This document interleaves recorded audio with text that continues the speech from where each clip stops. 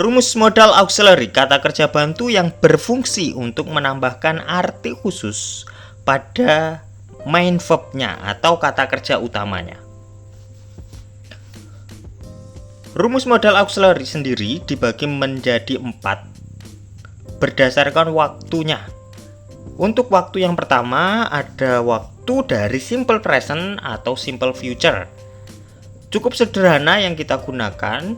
Di sini sebenarnya dibagi menjadi 3 kelompok. Dari verbal ada 2, ada aktif, ada pasif. Jadi yang ada aktivitasnya ada aktif maupun pasif, dan nonverbal yang tidak ada aktivitasnya. Untuk yang ada aktivitasnya yang aktif atau yang subjeknya melakukan aktivitasnya, kita pakai modal verb 1.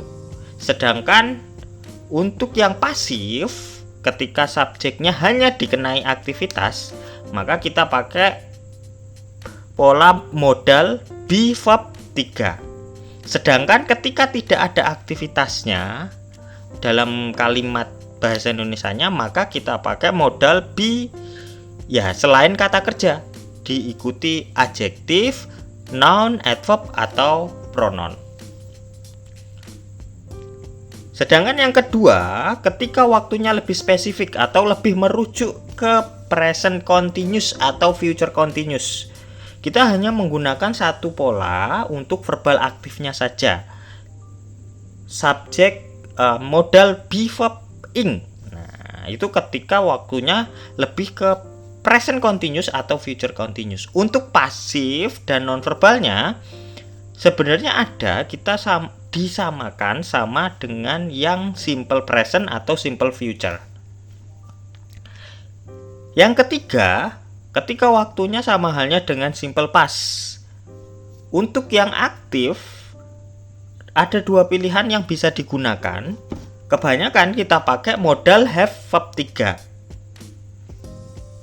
Atau bisa disamakan dengan pola dari si simple present modal verb 1. Biasanya nanti ada perbedaan penggunaan modalnya saja. Atau yang pasif. Kalau yang pasif kita pakai modal have been verb 3. Atau pola simpelnya sama halnya dengan yang simple present, modal be verb 3 juga bisa. Begitu pula yang non-verbal. Bisa kita menggunakannya modal have been anap, adjektif, non, adverb atau pronoun tadi.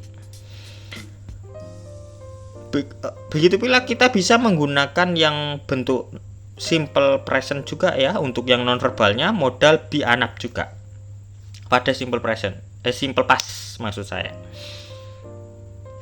Sedangkan untuk waktu yang mirip dengan past continuous, sama halnya dengan present continuous, kita hanya pakai bentuk aktifnya saja.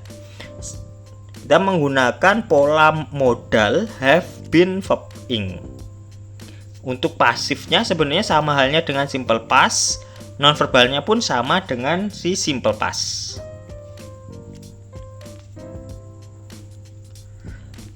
Catatan yang perlu dicatat ketika membahas mengenai rumusan ini, kenapa rumusnya menggunakan nama tenses?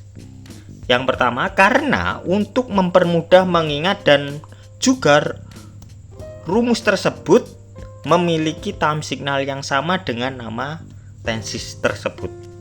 Jadi mudahnya disamakan namanya tersebut, pengelompokan nama dari rumusnya ya karena waktunya disamakan dengan waktunya. Contoh simple present ya waktunya simple present yang kita gunakan, simple past ya waktu simple past yang kita gunakan. Makanya disamakan saja biar lebih mudah.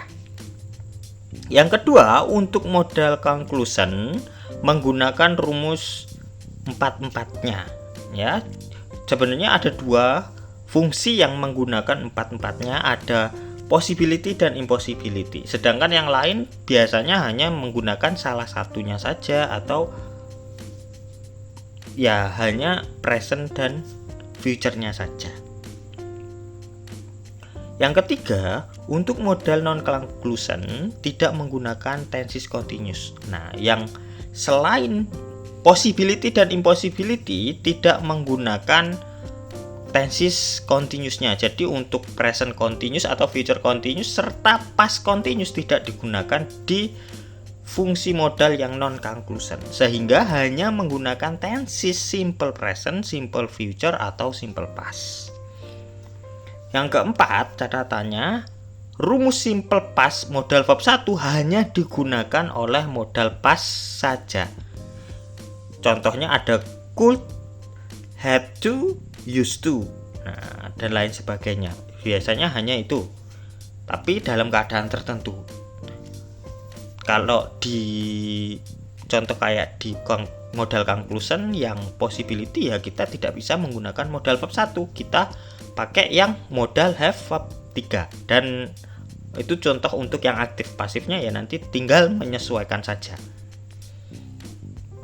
Yang kelima, modal continuous pasif dan nonverbal sama dengan tenses simple-nya. Jadi yang pasif dan nonverbal dari present continuous dan future continuous ya sama dengan si simple present dan simple future.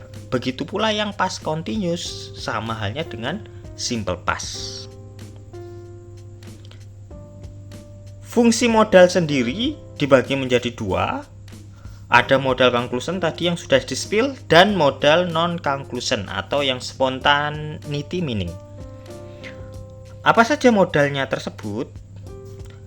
Untuk modal conclusion ada possibility berupa kemungkinan dan impossibility ketidakmungkinan.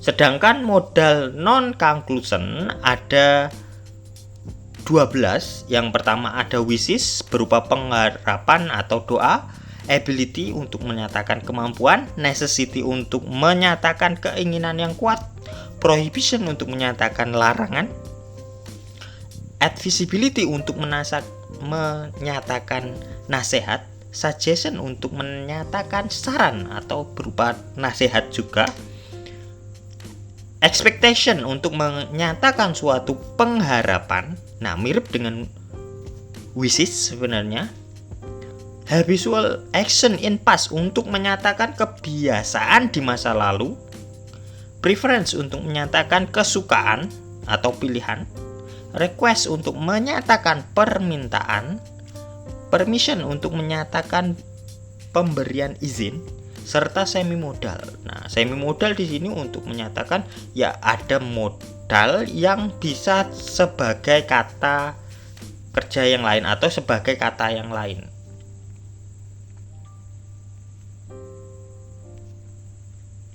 Thanks for watching.